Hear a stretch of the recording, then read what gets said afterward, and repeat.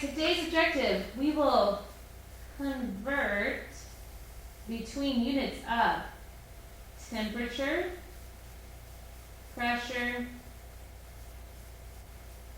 and volume. Gas variables. All gases can be measured in 4 variables, which include moles, volume,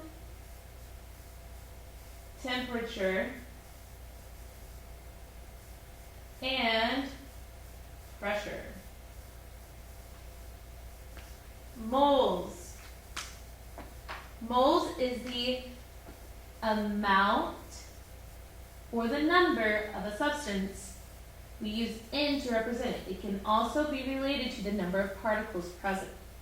Volume is the space occupied by matter. The volume of a sample of gas is equal to the volume of the container. A typical volume conversion would be 1 liter equals 1,000 milliliters, which equals 1,000 centimeters cubed. For example, we have a sample of water vapor that takes 2.4 liters of space. What is the volume in milliliters? We always start with our given, 2.4 liters. When we convert, we use our conversion factor.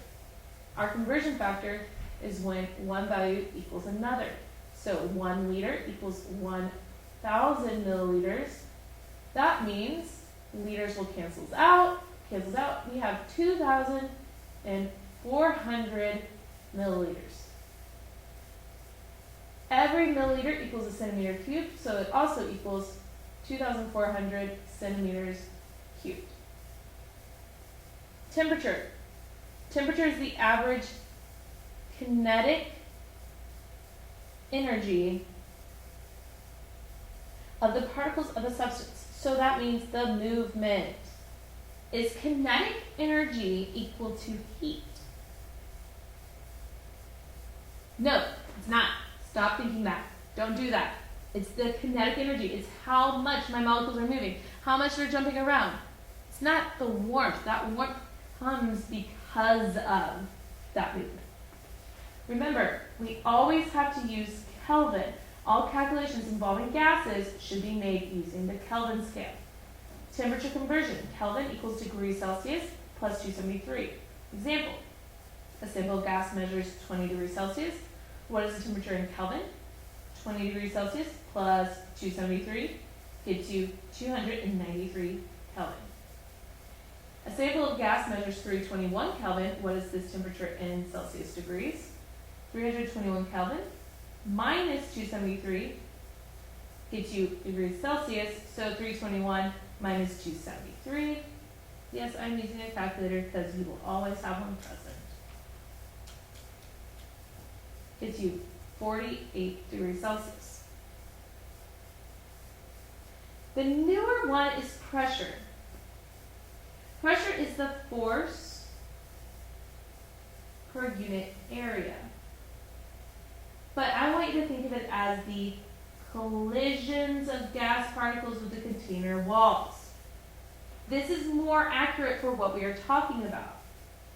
Units of gas pressure can be ATM, mmHg, or torr, in kilopascals. ATM is atmospheres, kPa is kilopascal. Here are conversion factors. We always start with our given, so 776.1 mmHg. I choose the conversion factor that will cancel out mmHg, so 760 mmHg goes on the bottom. I want it in kPa, so 101.3 kPa goes on top. We multiply tops, so we're going to multiply 776.1 times 101.3 divided by 760. You get 103.45 kPa. What is this pressure in ATM? Start with again, 776.1 mmHg times, I want to cancel mmHg, so 760 mmHg. This came from my conversion factor. And every 760 mmHg, I have 1 ATM. When I plug this in my calculator, it's going to be 776.1 times divided by 760, which gets 1.02. And the MHD had canceled, so we have ATM. You'll notice, typically, MMHD is going to be 700 or greater. It's the biggest number. ATM is going to be the smallest number at 1.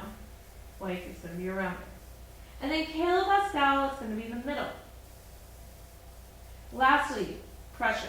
We have this easy law. It's called the law of partial pressures. And it states that the total pressure, so PT, of a gas is equal to the sum of the partial pressures of all the gases that make up the mixture. So in other words, PT equals P1 plus P2 plus P3, and so on. So for example, this is my P1, P2, P3. I'm looking at a mixture. I want to find the PT, so I just add these together. So PT would equal 0.40 ATM plus 0.62 ATM plus 0.05 ATM. When I add these together, 0.4 plus 0.62 plus 0.05, I get 1.07 ATM. Why did I say ATM like that? Well, sometimes we get different pressures, then we can't add them together. We have to have them in the same unit. So, if I have a question and it has different pressures, I have to make sure I convert. Sometimes it will look for the partial pressure, like this one. What is the pressure of the second gas? All you do is you take your total pressure and you subtract from it all of the partial pressures.